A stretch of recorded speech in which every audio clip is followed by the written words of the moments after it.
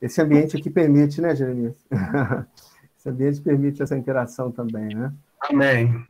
Amém? Jeremias, eu posso projetar aqui um... Sim.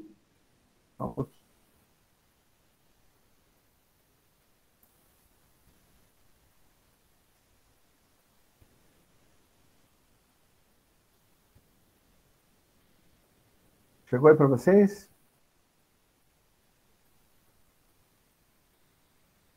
Chegou aí para vocês? Sim. Sim, Vamos ver o serviço dos santos. Isso. Vamos falar sobre esse assunto? Eu estava meditando, né, hoje à tarde sobre esse tema, né? É um tema que a gente já discorreu há um tempo atrás, e eu estou resgatando, porque sempre é muito atual, né? Onde a palavra fala o propósito de Deus para cada um de nós, para cada discípulo, né? Dentro do corpo de Cristo. Então, é importante a gente compartilhar sobre isso, né? Vou ajudar os irmãos aqui, porque eu acabei trazendo os versículos já na tela. Estou facilitando tudo. Não precisa nem abrir aí a palavra. Espero que todos os irmãos estejam me ouvindo, tá? Vou pedir para alguém ler. Pedro, você pode ler para a gente? Posso sim. Efésios 4, de 7 a 8, depois de 11 a 16. E a cada um de nós foi concedida a graça, conforme a medida repartida por Cristo. Por isso é que foi dito, que ele subiu em triunfo às alturas, levou cativo muitos prisioneiros e deu dons aos homens. Versículo 11.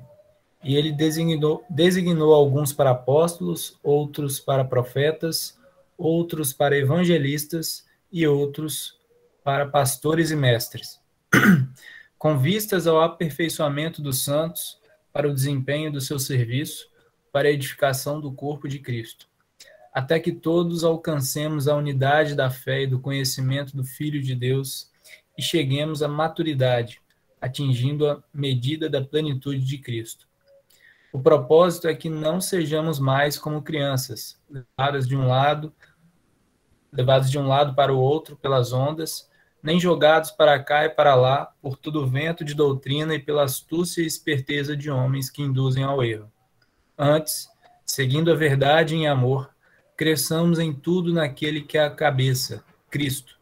Dele, todo o corpo, ajustado e unido pelo auxílio de todas as juntas, cresce e edifica-se a si mesmo em amor, na medida em que cada parte realiza a sua função. Amém. Obrigado, Pedro. Bom, esse texto é um texto bastante conhecido, né, amados?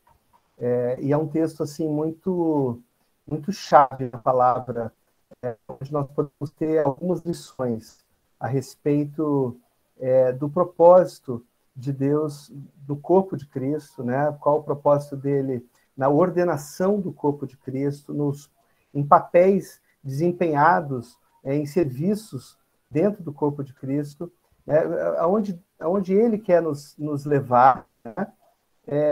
E como esse corpo de fato funciona, né? Então, vocês perceberam que eu grifei algumas partes bem específicas, né? Então, eu vou sinalizar essas partes só para a gente já ficar bem claro aqui na mente, né? Quando ele fala no versículo 7 que foi concedido a cada um de nós a graça, né? Conforme a medida repartida por Cristo, está dizendo, né, que reparte uma medida para cada um de nós, né, de graça, né? E ele, no versículo 8, nos lembra que ele deu dons aos homens, né? Ele distribuiu dons a cada um de nós, né?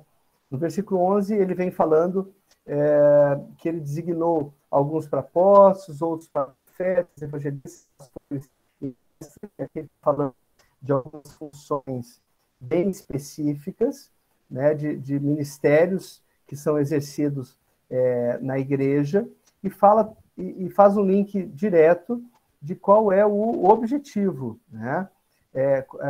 Por que é designado, é ordenado, né, dentro do corpo de Cristo esses serviços? Primeiro, com vistas ao aperfeiçoamento dos santos, né? Então, para o processo ao qual todos nós estamos submetidos, desde que nós recebemos a Cristo Jesus, nós escolhemos tê-lo como Senhor da nossa vida, nós ali iniciamos um processo de aperfeiçoamento. Esse processo é contínuo, né? Até que ele venha, amém, amados? Até que ele venha. Então,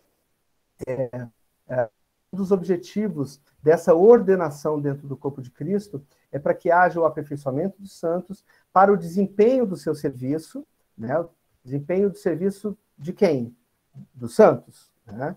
Então, aperfeiçoar os santos para que eles possam desempenhar o seu serviço e para que tudo isso resulte na edificação do corpo de Cristo, né?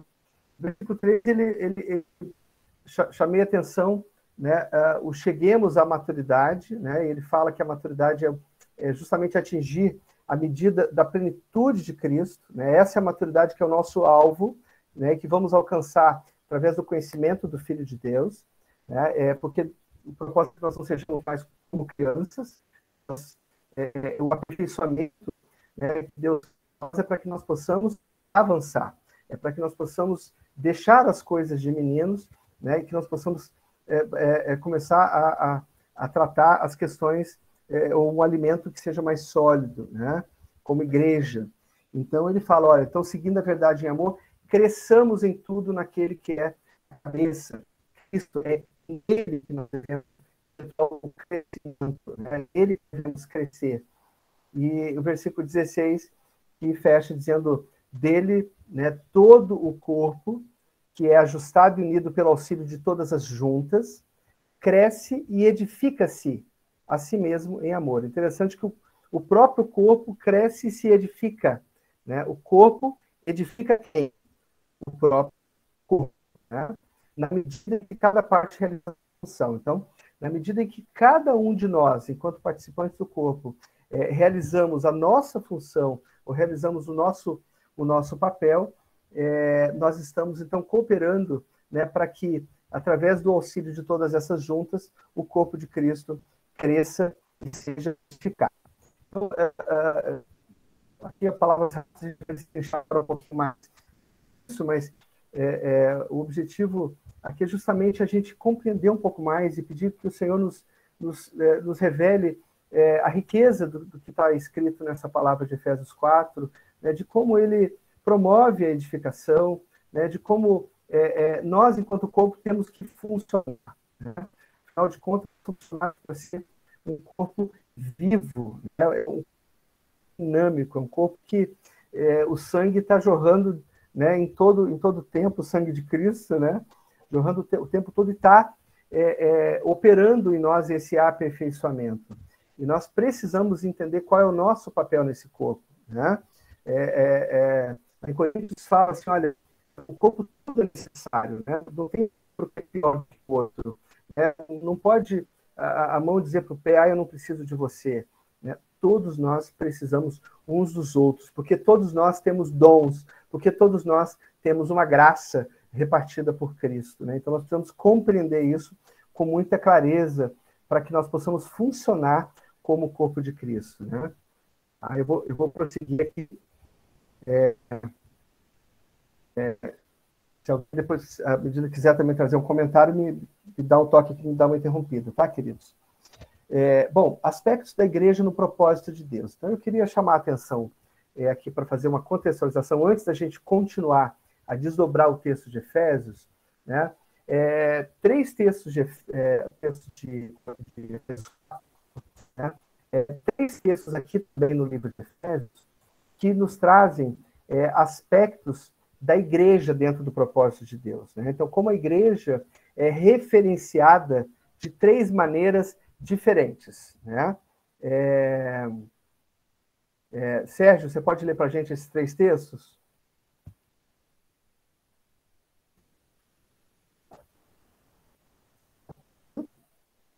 Tá aí? Estou ouvindo.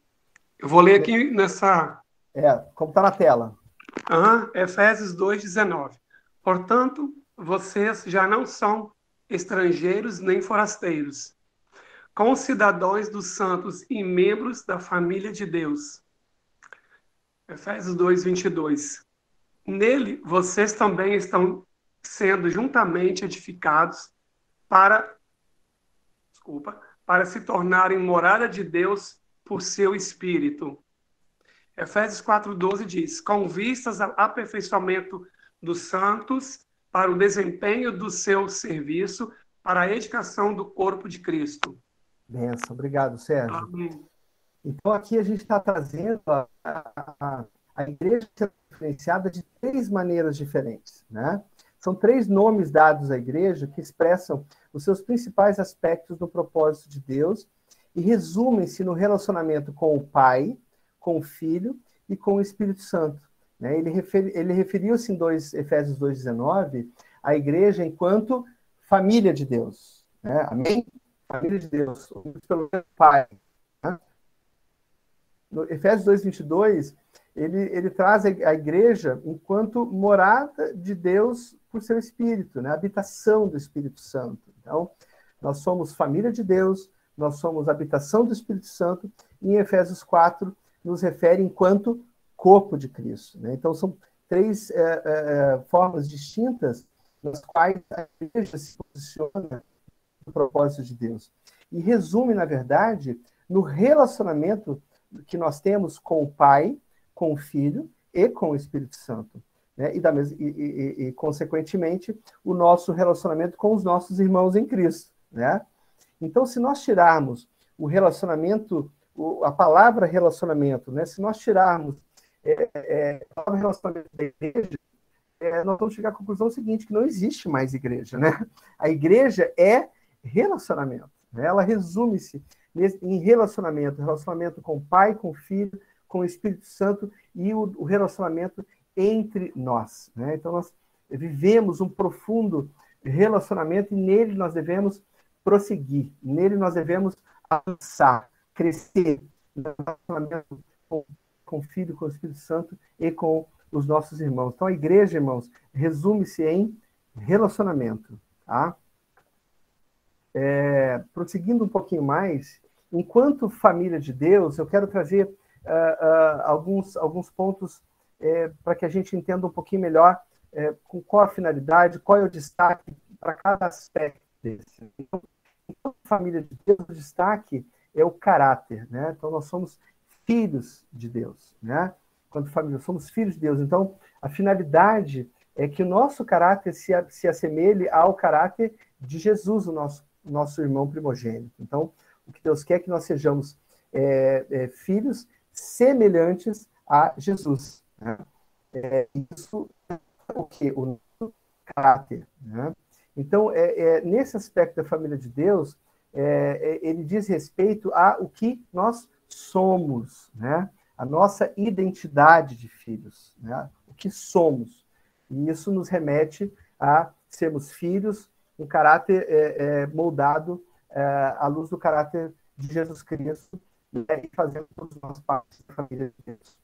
No segundo aspecto, enquanto edifício do Espírito Santo, né, enquanto morada do Espírito Santo, né, o destaque aqui está na adoração, né? O Espírito que é a vida de Deus dentro de nós, né, e nos conecta, né, com o Pai, e ele nos leva à nossa posição de adoradores, né, daqueles que se oferecem a ele. Então, o Espírito Santo habita em nós e dessa maneira nós podemos nos oferecer ao Pai. Então, a ação aqui é no que nós oferecemos a ele. O destaque é a adoração e a finalidade é a manifestação também da igreja enquanto adoradores, né?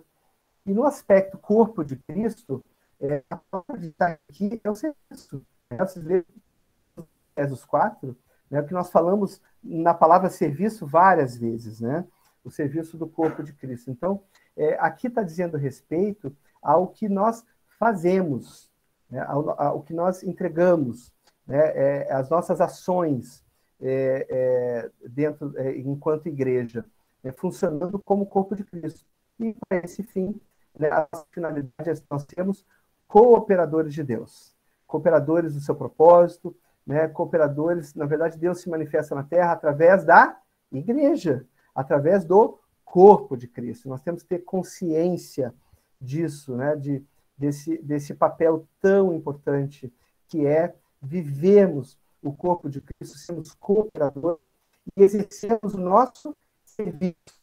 Então, nós temos o nosso caráter moldado ao caráter de Cristo, né? Somos adoradores, né, que nos oferecemos ao Pai como oferta suave em todo o tempo, e nós temos, então, também como corpo de Cristo, o nosso serviço, como cooperadores de Deus naquilo que nós fazemos. Então, eu vou focar no desdobrar de Efésios 4, né? Na verdade, Efésios 4 traz exatamente o desdobramento desse terceiro aspecto, né? Do aspecto enquanto corpo de Cristo. Então, a gente vai falar sobre ele, que é o texto de Efésios 4 traz. Nós queremos falar sobre o ministério do corpo de Cristo.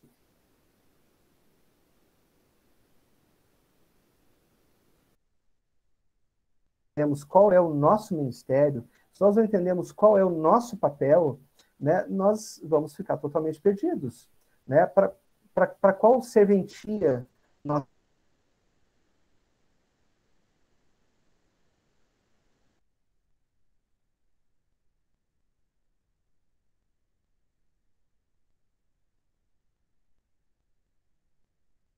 Por isso que eu estou trazendo esse assunto aqui à tona com os irmãos, tá? Amém, queridos? Posso ouvir um amém aí? Amém. Amém. Amém. Glória a Deus. Oh, meu Deus. Amém, aleluia. Tá falhando de vez em quando, você viu, Jeremias? Ô, Marquinhos. Tá falhando aí. Aí. Saiu fora de novo, ó. Saiu. É Marcos, mesmo? tá ouvindo? Tá mutado. É porque Peraí, você sumiu aqui.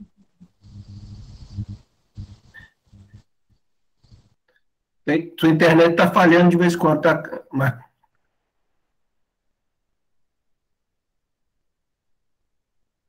Ué, coitado. A tela de apresentação dele. Voltou, Marcos. Vocês estão me ouvindo? Estamos, eu estou ouvindo. Voltou a ouvir agora? Voltou. Voltou.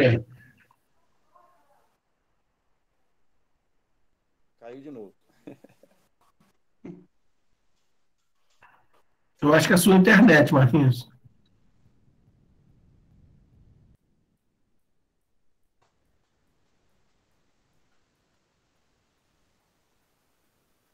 Só um pouquinho.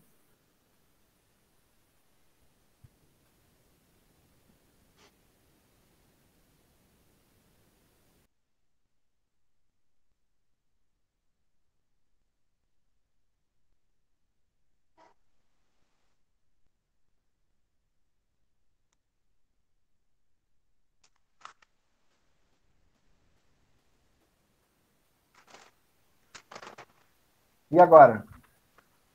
Estou ouvindo. Voltou? Voltou. Voltou, maravilha. Perderam muita coisa, Jeremias? Do que eu falei ali, deu para entender? Volta um pouquinho naquele último slide lá. Tá bom, só um pouquinho.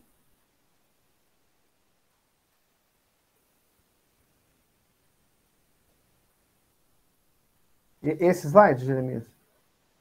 Isso aí, você estava aqui falando do corpo de Cristo, aí do destaque, serviço, aí você ia mudar para alguma... Acho que para Efésios 4 você ia falar alguma coisa, aí você sumiu daqui. Tá bom, mas ia focar mais aí nessa última parte aí. Perfeito. Então, vocês ouviram tudo sobre família, sobre edifício do Espírito e corpo de Cristo. Ficou claro, sim, né? Sim. A nossa finalidade, o caráter, a adoração, o serviço, né? Então, Deus quer nos falar sobre o ministério do corpo de Cristo, né? Sobre o desempenho do serviço dos santos, qual é o nosso papel. Era isso que eu estava falando, né? Nós precisamos ter com muita clareza qual é o nosso papel na igreja, o que a palavra nos instrui quanto a esse serviço, como nós podemos ser cooperadores de Deus, né? Porque é esse o propósito de Deus, que nós lemos ali em Efésios 4, né? Quando a gente leu que o corpo edifica-se a si mesmo em amor, né? O corpo edifica o corpo, né? O corpo ele é aperfeiçoado, né? Nós somos aperfeiçoados para o desempenho do nosso serviço. Então, nós precisamos ter com clareza, entender para o que nós fomos chamados a servir. Amém? Esse ponto que eu estava concluindo aqui antes de passar, tá bom? Posso prosseguir, então? Sim. Todos ouviram, né? Joia. Sim, ouvimos. Pode prosseguir. Bom, então, em Efésios 4, versículo 11, que nós já lemos, né, ali aponta ministérios específicos, né? Os apóstolos, profetas, evangelistas, pastores e mestres, né? Isso, queridos, são funções dentro do corpo de Cristo, né? Que Deus levanta pessoas para exercer a função de apóstolo, ou ser um profeta, ou um evangelista, ou um mestre. Então, são ministérios que edificam o corpo de Cristo, né? Então, Efésios 4:12 fala sobre o objetivo, né? O objetivo desses ministérios, né? Então, agora, todos eles, o trabalho desses ministérios tem em comum o mesmo objetivo, que é qual? O primeiro, o aperfeiçoamento dos santos, né? Aperfeiçoamento também traduzido, né, em outras traduções como reto ordenamento. Então, nós estamos falando de um serviço de ministérios que ajudam no ordenamento dos santos, né? Na ordenação da igreja e no aperfeiçoamento dos irmãos. Mas para que isso? Para o desempenho do seu serviço. Aí a pergunta é, serviço de quem? Dos santos, né? O desempenho do seu serviço, ele está se referindo exatamente aos santos que ele está falando naquela frase. Então, os santos sendo aperfeiçoados para que possam desempenhar o seu serviço. E qual é o resultado final? A edificação do corpo de Cristo. Amém? Então, como é que o corpo de Cristo é edificado, queridos? Quando os santos desempenham o seu serviço, né? Santos que são aperfeiçoados e desempenham os seus serviços. Esse é o resumo, né? Para que haja edificação do corpo de Cristo, os santos precisam desempenhar bem o seu serviço e, para fazerem isso, precisam ser aperfeiçoados ou devidamente ordenados, né? E é assim que funciona, então, a ordenação do corpo de Cristo, da igreja. Amém? Há ministérios, há funções específicas, né? Mas o objetivo é que todos nós sejamos aperfeiçoados, ordenados, e possamos, então, dessa maneira, desempenhar o nosso serviço para que o corpo seja edificado. Amém? Temos que entender esse objetivo, né, e que Deus usa essa ordenação para esse fim. Tá bom, queridos?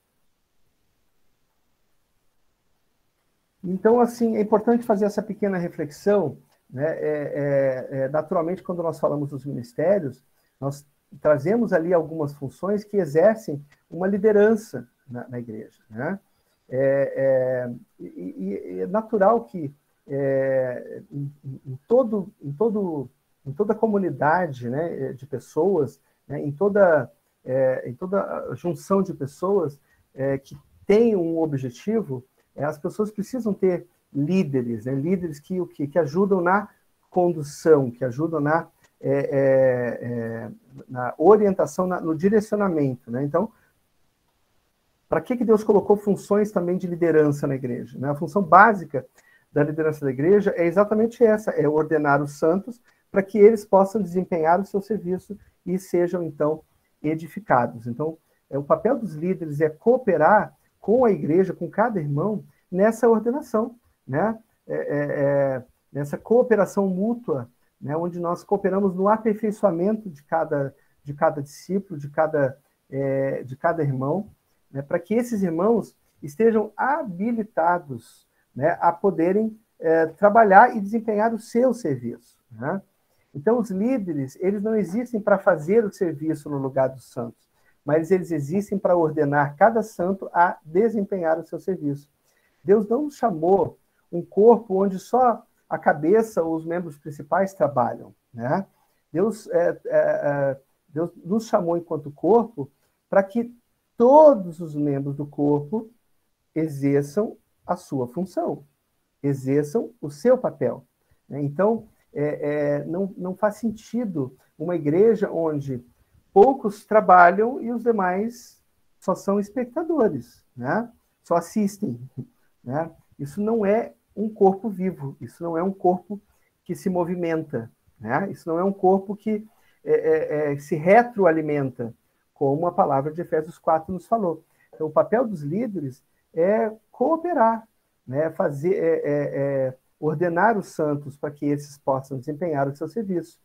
Então, assim, a menos que nós tenhamos cada membro do corpo de Cristo exercendo o seu serviço, por mais que os líderes façam e se esforcem, ainda assim nós não teremos o crescimento na edificação da igreja. Nós temos que ter muita clareza disso, porque muitas vezes vemos algumas partes do corpo de Cristo com muitas pessoas muito pouco operantes, né, que pouco se disponibilizam, né, que pouco se envolvem com a obra, que pouco se envolvem com o serviço básico, o mínimo que todos nós temos que exercer, né? Então, isso acaba fazendo com que sobrecarregue algumas pessoas, né? Então, alguns irmãos ficam cansados, ficam sobrecarregados e não conseguem produzir o resultado da edificação como deveria acontecer. Porque é claro em Efésios 4 que nos diz que o corpo edifica o corpo, né? Então, não é assim, os líderes edificam o corpo, os pastores edificam o corpo. Não, é o corpo que edifica o corpo, né? Os líderes somente são destacados para cooperar. Amém, queridos? É muito importante a gente fazer esse adendo para a gente estar entendendo os papéis de cada um, né? Entendendo o que Deus quer falar conosco diante dessa palavra, né? Aqui eu quero fazer uma reflexão bem, bem bacana com os irmãos, né? Onde é que está a força da igreja? E para isso eu quero resgatar aqui, sem a gente precisar abrir, uma parábola conhecida, que é a parábola dos talentos, que está lá em Mateus 25, de 14 a 30, né? O ensino central dessa parábola é exatamente o que o Senhor dá a todos nós oportunidade de trabalhar, né? Não sei se os irmãos lembram, mas aquele Senhor distribuiu talentos em quantidades distintas para cada servo, né? Um recebeu 5 talentos, o outro recebeu 2 talentos, o outro recebeu 1 talento, né? E quando aquele senhor, mais tarde, né, mais à frente, voltou, né, para cobrar, né, ou para saber o que frutificou com aqueles talentos que foram entregues, né? Então, ali ficou claro, né, que alguns multiplicaram seus talentos e um dos servos simplesmente enterrou o seu talento, né? Então, mas assim, uma mensagem principal que eu quero trazer dessa parábola é o seguinte, que o Senhor distribuiu talentos para todos. Amém? Para todos. Não foi assim, um para um, e ficou ali um bando de servos sem ter o que fazer. Não foi isso.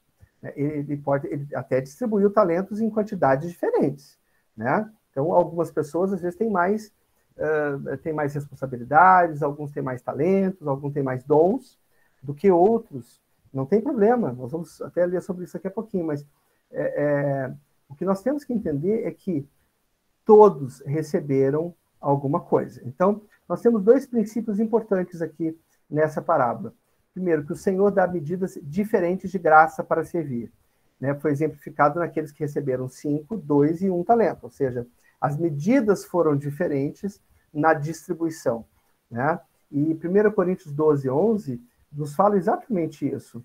Mas um só e o mesmo Espírito opera todas essas coisas, repartindo particularmente a cada um como ele quer. Amém? Então, o Espírito Santo, ele distribui os dons na igreja como ele quer, particularmente, para cada um, né? Então, não tem nem que me comparar porque aquele irmão ali tem mais dom que eu, ou aquele ali tem menos. Não cabe a nós, o Espírito Santo é soberano, né? Para repartir particularmente a cada um como ele deseja, né?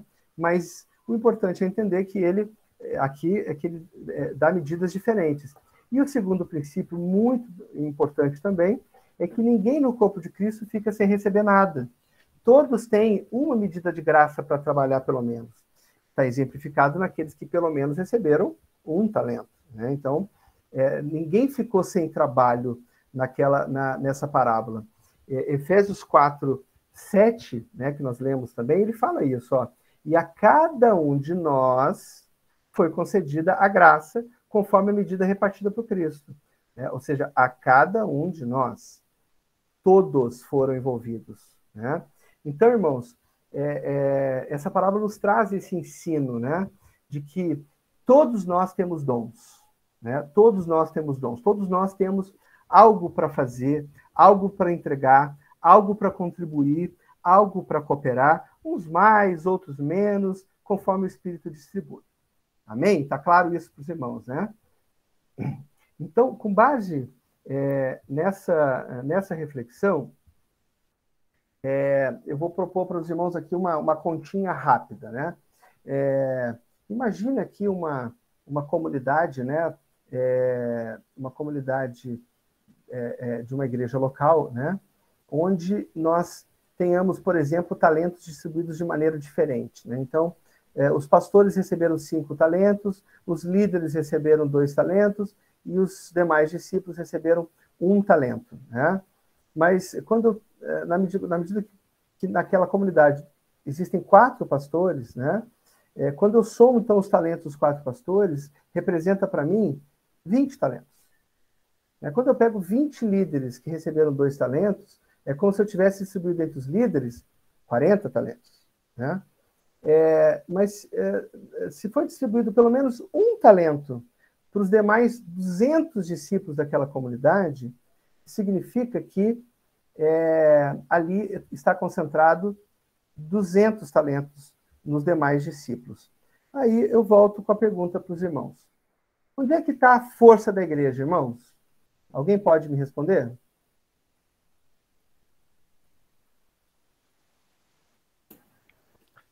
Nos discípulos, né?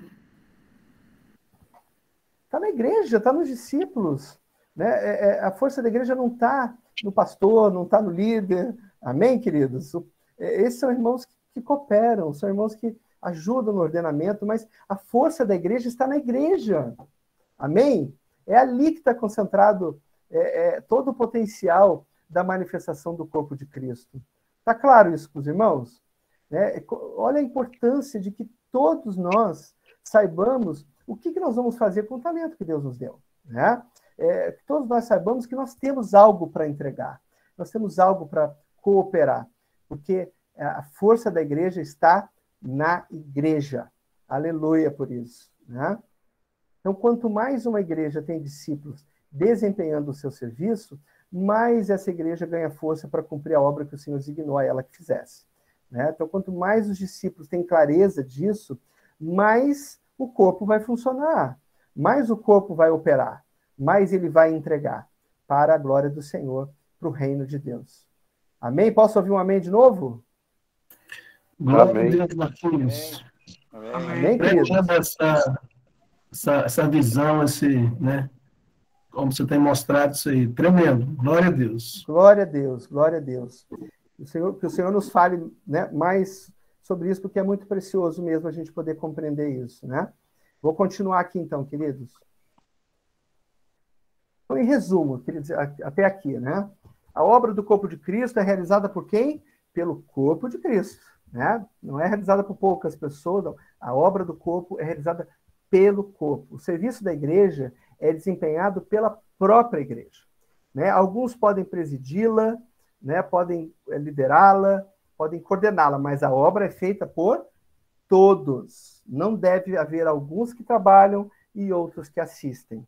Todos devem trabalhar, porque a obra da igreja, queridos, é do tamanho da igreja. Glória a Deus por isso. Né? Tem trabalho para todo mundo. Tem serviço e talentos e dons distribuídos para todos. Então, esse é um resumo do que nós falamos até aqui. Né? Bom, mas qual é, então, o serviço dos santos? Né?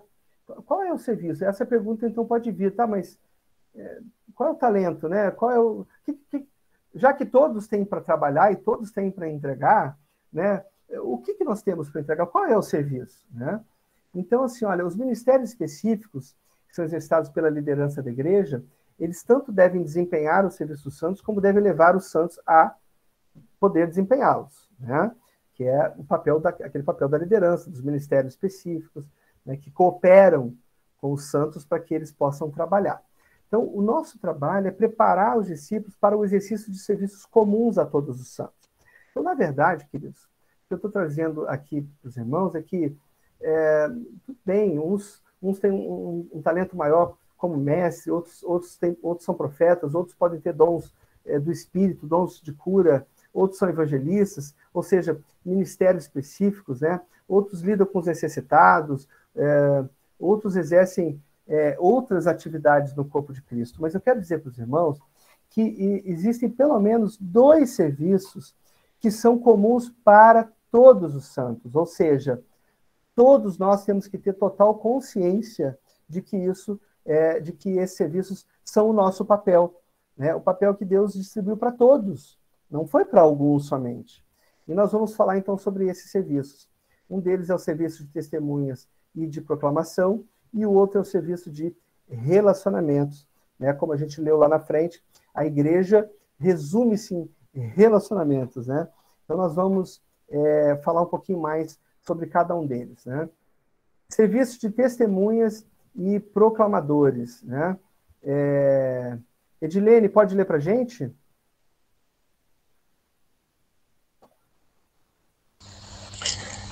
Ô, meu querido, eu não consigo enxergar, não. Ah! Perdão. Tá pequeno, né? Tem problema, não. Jeremias, lê para nós. João 15, 26 e 27. Quando vier o Consolador, que eu enviarei a vocês por parte do Pai, o Espírito da verdade que provém do Pai, ele testemunhará a meu respeito. E vocês também testemunharão, pois estão comigo desde o princípio. Atos 1:8. Mas receberão poder quando o Espírito Santo descer sobre vós, e serão minhas testemunhas, tanto em Jerusalém, como em toda a Judéia e Samaria, até os confins da terra. Aleluia. Olha que tremendo, né, queridos? Lá em João, Jesus já falou para os discípulos, olha, quando vier o Consolador, e ali ele já estava falando do Espírito Santo, né? O Espírito da verdade, aquele que ele enviaria, né? Ele já falou, olha, vocês testemunharão, né? Já falando para os próprios discípulos, né? O papel de que eles testemunhariam. E antes de subir ao céu, ele deixou esse recado para todos nós, né? Vocês receberão poder quando o Espírito Santo descer sobre vocês, né? E vocês serão minhas testemunhas, tanto em Jerusalém, como em toda a Judéia e Samaria, até os confins da terra. Aqui Jesus já deixou para nós, né, uma missão, né, e essa missão não é para um ou outro, não é para algumas pessoas, né?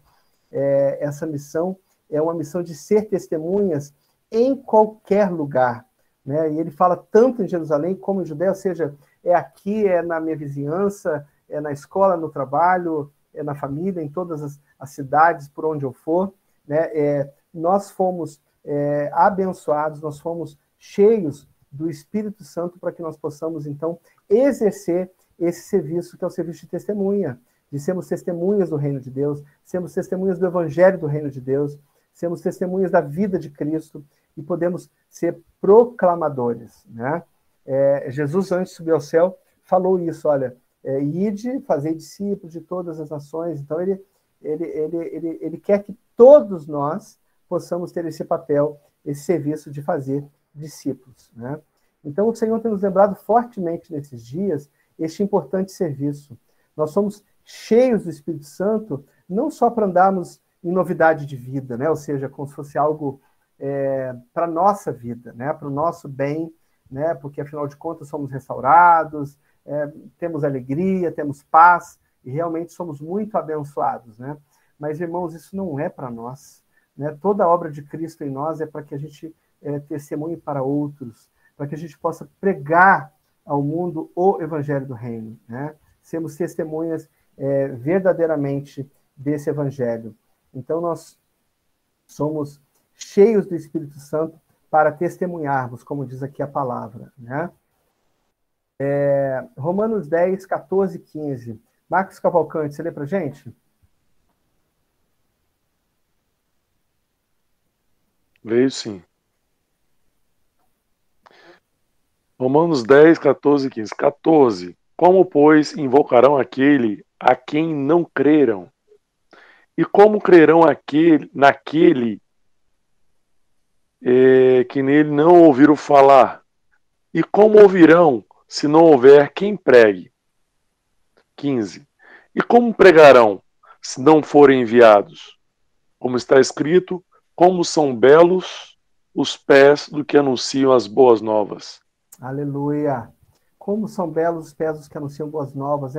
Como é tremendo a Deus que o serviço de testemunhas seja exercido, né? Porque como é que as pessoas vão crer? Como é que as pessoas vão conhecer a Cristo Jesus se não houver quem fale, se não houver quem pregue, né? Se as pessoas não forem enviadas? Então, queridos, nós precisamos ver que isso é o desejo do Pai, né, com muita intensidade, é que nós exerçamos esse serviço de testemunhas, de proclamar o Evangelho, né, de sermos proclamadores, por onde formos. Este é um serviço comum a todos, amém?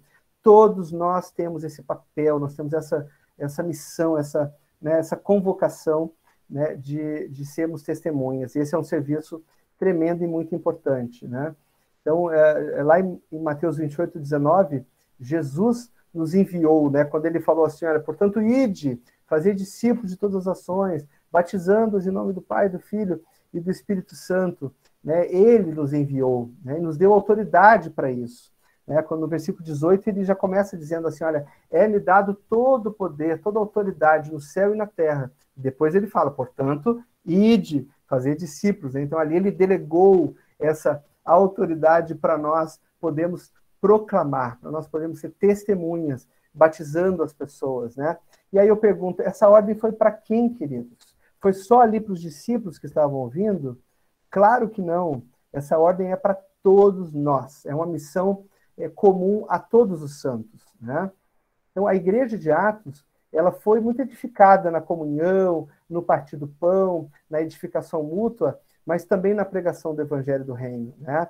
Atos 2,47, né, aquele texto que fala ali que eles partiam pão, que eles estavam de casa em casa, né, se edificando mutuamente, a palavra fala que, enquanto isso, acrescentava-lhes o Senhor dia a dia os que iam sendo salvos, né? Então, eles, quando fala enquanto isso, é que era uma coisa comum, paralela, acontecia no dia a dia, acontecia de forma natural, né? Não precisava fazer uma campanha evangelística, né? Não precisava colocar um palanque. A palavra não fala isso. Fala de que eles viviam naturalmente o reino de Deus, né?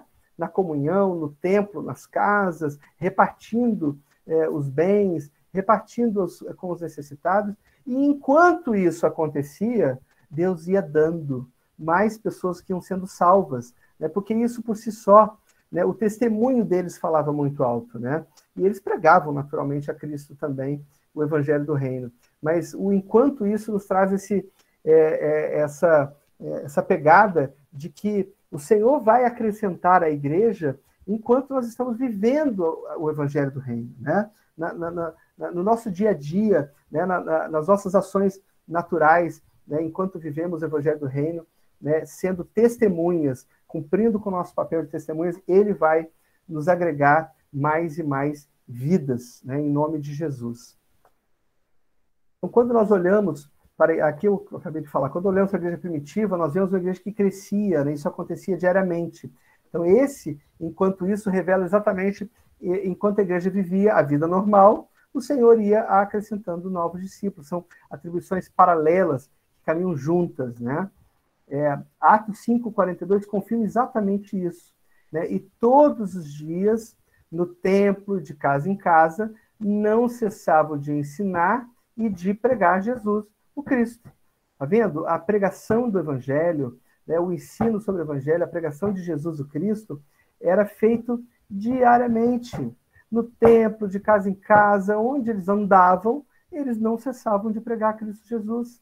Né? Era uma igreja que estava consciente do seu serviço, consciente do seu papel mínimo, né? E que, na verdade, deveria ser muito natural, né, queridos? Porque a boca fala do que o coração está cheio, né? Se nós estamos cheios de Cristo, se nós estamos cheios da sua vida, né, nós vamos querer falar mesmo, nós vamos querer testemunhar.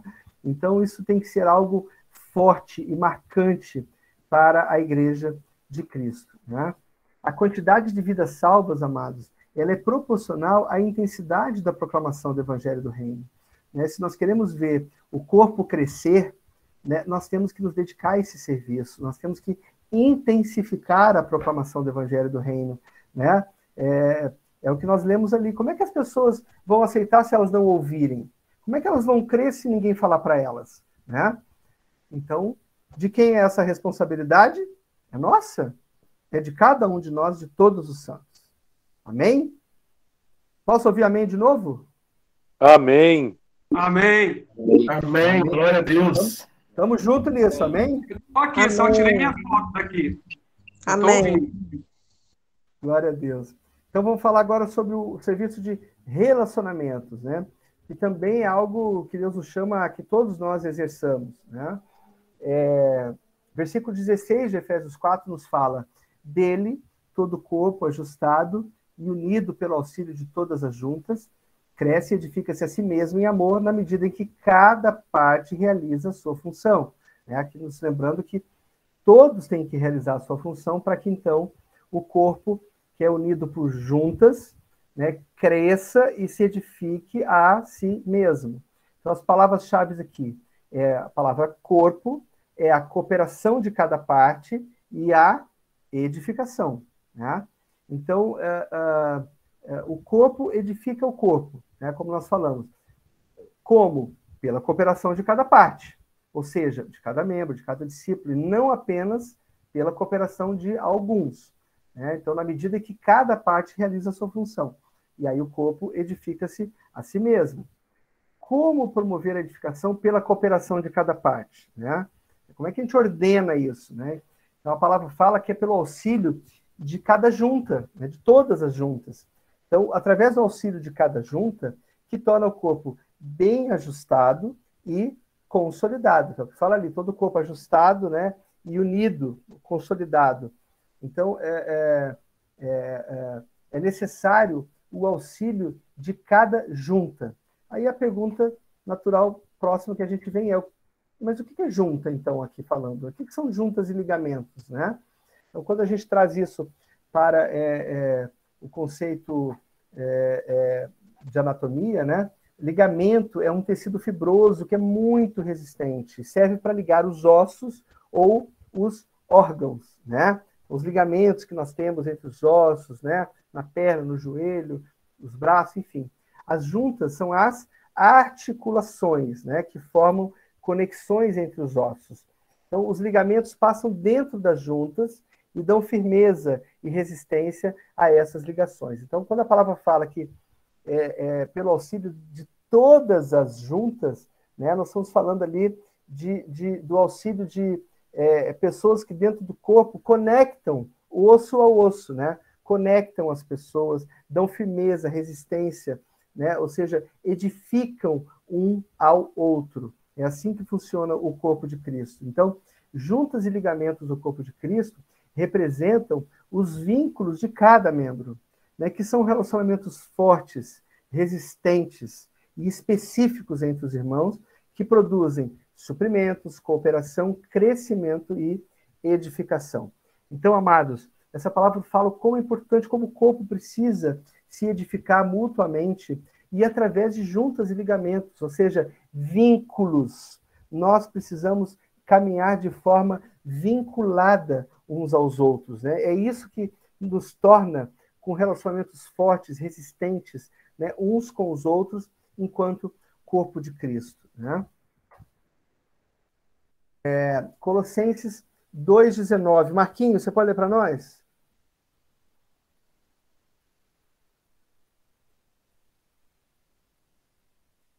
Marcos Pereira, está me ouvindo? Estou. Vou ler aqui. Colossenses 2,19. Trata-se de alguém que não está unido à cabeça, a partir da qual todo o corpo, sustentado e unido por seus ligamentos e juntas, efetua o crescimento dado por Deus. Amém. Obrigado, Marquinhos. Aqui é um outro texto lá em Colossenses que na verdade, está falando de alguém, né, que não estava unido à cabeça, e aí ele fala exatamente sobre isso, né? Traz aqui de novo a figura do corpo de Cristo, né? A cabeça, que é Cristo, a partir do qual todo o corpo, que é sustentado e unido por seus ligamentos e juntas. E dessa maneira efetua o crescimento dado por Deus. É mais um texto que nos lembra que nós estamos completamente ligados uns aos outros, né? Através de ligas e juntas, né? Então, assim que funciona o corpo de Cristo. Um edifica o outro, um é ligado ao outro, um é vinculado ao outro, né?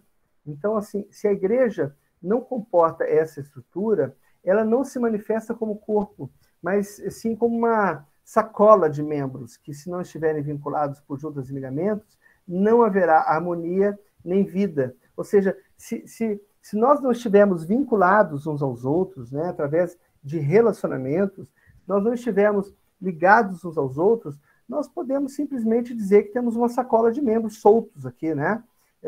Que não se ligam um ao outro, não interagem, não se alimentam, e isso não faz sentido, né? Isso não é corpo, né? Sacola de membros é um cadáver, né, irmãos? Um corpo vivo é um corpo que está completamente unido, né? Vinculado um ao outro, com juntas e ligamentos resistentes e fortes. E é isso que o Pai quer também no seu corpo, que nós tenhamos relacionamentos fortes uns com os outros, né? Então, nós podemos concluir que aquele que não está vinculado dessa forma ao corpo, ele não retém a cabeça, Cristo. Ou seja, ele não pode ser comandado pelo cabeça, né? Não existe discípulo, né, que esteja sob o comando da cabeça, que é Cristo, que não esteja vinculado. Não tem como alguém dizer que está comprometido conosco enquanto corpo e que não está vinculado a nós, né? Que não está, que não se sujeita, né, a esse reto ordenamento do corpo de Cristo. Então, estarmos vinculados uns aos outros, irmãos, é fundamental para que nós possamos funcionar como corpo, né? Nós precisamos uns dos outros, né? Os nossos irmãos são Cristo para nós, né? São ligas e julgamentos que nos conectam com o corpo de Cristo. Isso é muito importante, né? Então, Deus nos quer totalmente integrados, unidos por ligamentos e juntas do corpo de Cristo. Nenhuma parte do corpo sobrevive sem que esteja devidamente ligado ao corpo. E isso só se dá através dos relacionamentos, né? Ninguém sobrevive se não estiver ligado, né? Você pode ver quando alguém se afasta da igreja, quando se afasta dos irmãos, né, e tenta caminhar de forma sozinho e dependente, o que acontece? Não aguenta, não sobrevive, acaba saindo, né? Acaba se desligando automaticamente do corpo. Então, nós não podemos abrir mão, irmãos, de estarmos ligados, conectados, consolidados, juntos, nos relacionando enquanto corpo de Cristo, né? Vamos falar aqui do exemplo do plano estratégico de Jesus, né? Pedrão, lê para a gente aqui de novo. Aqui o Pedro teve que sair da reunião. Pedro teve que sair? Então lê você mesmo, Jeremias. Marcos 3, 14. 14. Escolheu 12, designando-os para apóstolo, para que tivesse com ele e os enviasse a pregar. Marcos 6, 7. Chamando os 12 para junto de si, enviou-os de 2 em 2 e lhes deu autoridade sobre os espíritos imundos. Amém. Obrigado, queridão. Então, irmãos, vamos entender qual foi o exemplo do plano estratégico que Jesus teve para promover esse relacionamento, né? A primeira etapa do plano dele foi esse para que estivessem com ele, para estarem com ele. Então, como é que Jesus formou os discípulos, irmãos?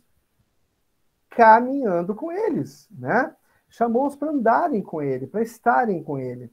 Então, o serviço de relacionamento, ele pressupõe estarmos juntos, né? Pressupõe caminharmos juntos, né? Conhecermos uns aos outros, né? Conhecemos os talentos, conhecemos as virtudes, conhecemos também os nossos pontos ainda de desenvolvimento e crescimento, né? Mas estar juntos, né? Vinculados, unidos, é muito importante. Foi assim que Jesus fez para formar os seus discípulos, né?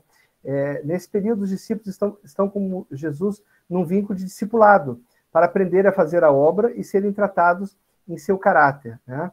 E a igreja hoje ela é toda estruturada dessa forma enquanto corpo de Cristo, né? Os vínculos, as ligas, né? Os irmãos são vinculados através de relacionamentos de discipulado, né? De discipuladores que cuidam, né? Que alimentam, discipuladores que integram cada discípulo também ao corpo e à igreja. Então, a estratégia do relacionamento de discipulado, ela é 100% exemplo do que Jesus fez com os seus próprios discípulos e nos ensinou também a fazer dessa maneira, né? Então, a estratégia de Jesus era essa para discipular. Primeiro, os discípulos estavam com ele. Então, na verdade, eles aprendiam tudo na prática, né? O discipulado para Jesus era ele mesmo se doando aos seus discípulos, né? Era ele se dando, era ele se expondo, né? Era ele servindo os discípulos. Essa é a principal estratégia de relacionamentos de discipulado, né? E a segunda etapa do plano foi a etapa onde ele os enviou para pregar. Como é que ele fez? A partir desse momento onde os discípulos já tinham caminhado com ele, né? Os discípulos tinham sido aprendidos, tinham sido formados, né? Então os discípulos começam então a fazer a obra. E aí Jesus mandou eles de 2 em 2, né? Num vínculo ali de companheirismo, né? Mandou os companheiros uns com os outros para poder também fazer a obra. Então, aquilo que eles aprenderam com Jesus, ali agora eles passaram a colocar em prática, né? A palavra fala lá em Marcos 6, que eles pregam o evangelho do reino, curam enfermos, expulsam demônios e ainda, ao retornarem das viagens evangelísticas, relatam tudo o que fizeram e tudo o que eles ensinaram, né? E fizeram isso sempre juntos, né? De 2 em 2. Então, quando Jesus vinculou os discípulos com ele, né? É o que nós chamamos de relacionamento de discipulado. E quando ele vinculou os discípulos entre si, é o que nós chamamos de relacionamento de companheirismo. Então, irmãos, esse serviço de relacionamento é um serviço para todos nós. Nós não podemos ficar isolados. Nós não podemos ficar sozinhos. É impossível. Nós precisamos ser alimentados, nós precisamos ser edificados. E o corpo edifica o corpo, né? Então, estar vinculados na formação do caráter, né, no aprendizado, junto nos vínculos de discipulado, e também estarmos vinculados aos irmãos para que possamos aprender uns com os outros, fazer a obra juntos, é também fundamental. E nós precisamos fazer isso acontecer dentro do corpo de Cristo. Amém?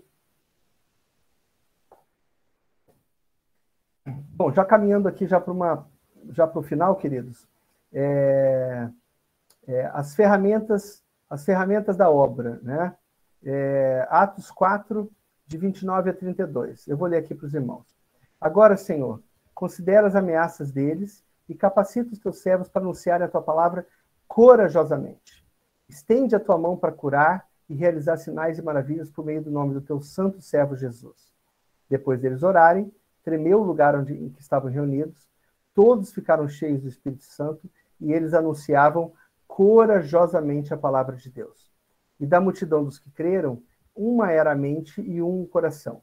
Ninguém considerava unicamente a sua coisa alguma que possuísse, mas eles compartilhavam tudo o que tinham, né?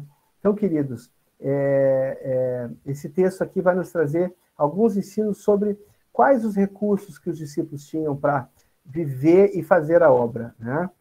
Então, os discípulos sendo perseguidos logo lá no início do caminhar, eles buscaram os recursos corretos que a obra exigia.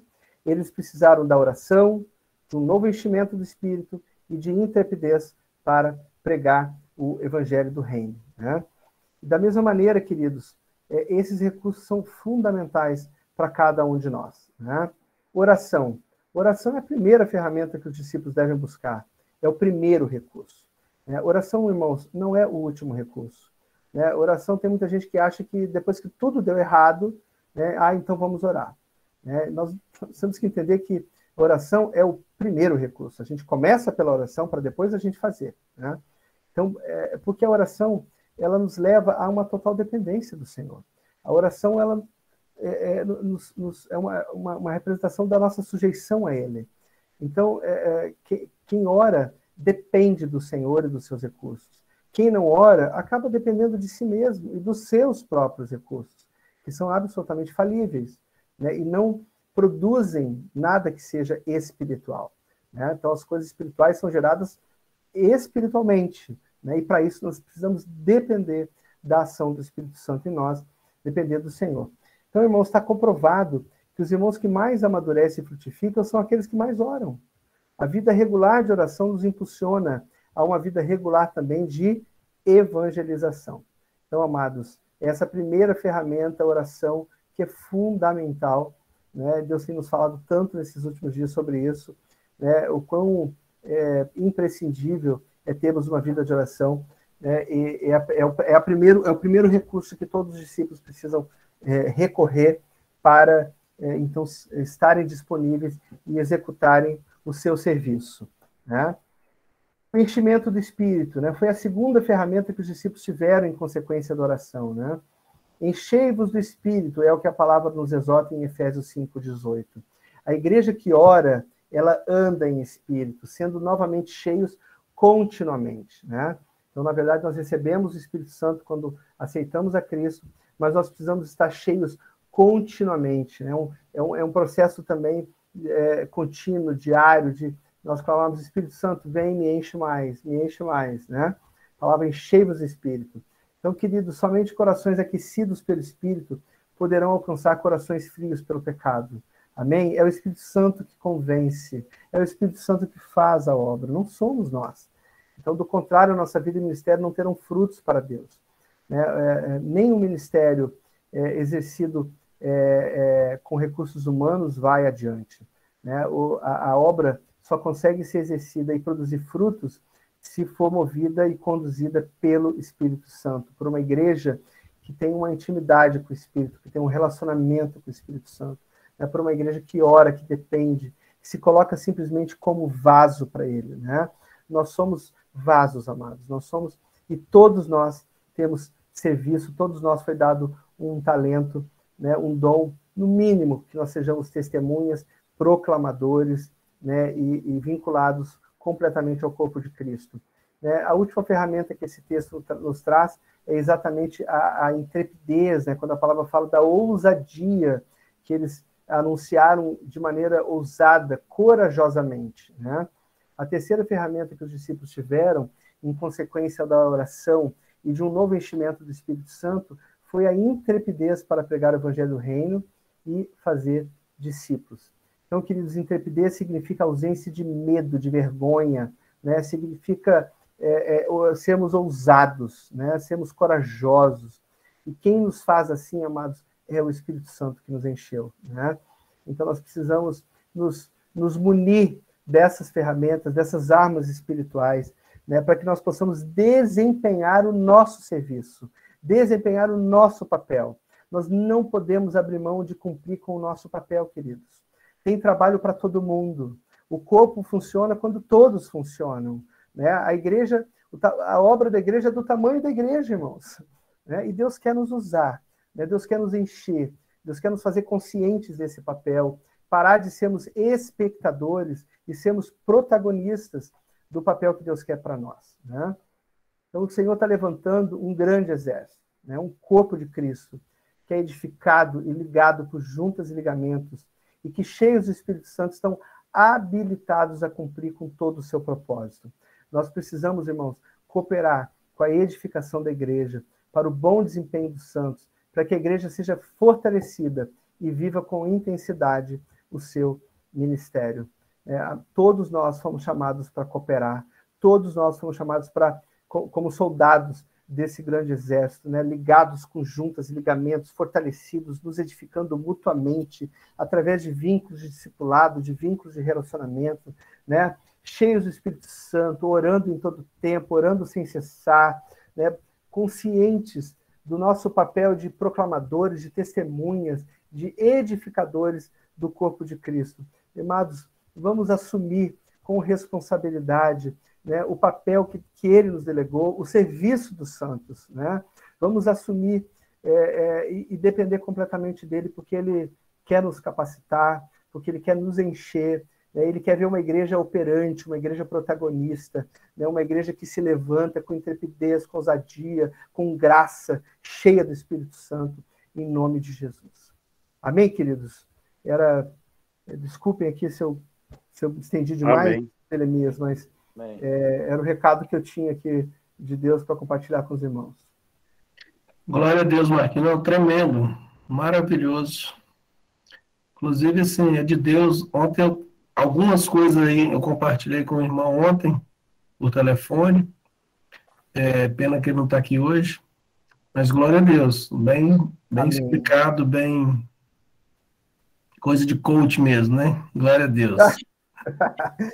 Glória a Deus. Espero que os irmãos tenham compreendido e que o Senhor tenha falado, né, com cada um de nós, né, e realmente que nos levante para esse papel, para esse desempenho, né, de uma igreja forte, fortalecida e que trabalha para o reino de Deus.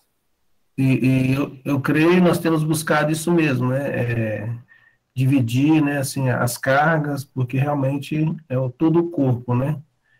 E Amém. Que bom também que eu vejo é quando os irmãos se apresentam, né? Eu creio que assim, nós devemos estar nos apresentando, né? Para isso, para né, se colocar à disposição. Muitas vezes as pessoas preferem, né, ficar ouvindo. E nós precisamos, como igreja, nos apresentar, né, nos colocar à disposição do Senhor, né, da igreja, para ser usados, trabalhados. Quando eu falava com o irmão, quanto mais a gente dá, mais a gente recebe. Jesus falou isso, né? Melhor dar do que receber. Então, essa palavra de Deus, louvado seja Deus. Conscientes do nosso papel, né, Jeremias? A gente tem que se apresentar, não tem que ficar de espectador. A igreja não tem lugar para espectador, né? Não tem lugar para quem assiste, tem lugar para quem trabalha. Né? Glória a Deus. Irmãos, quem não trabalha, irmãos, acaba dando trabalho, sabe? Então nós temos que trabalhar. Para não dar trabalho, né? Nós temos que trabalhar, temos que nos dispor, sabendo que o Senhor da obra vai nos capacitar através do seu Santo Espírito, em nome de Jesus. Amém.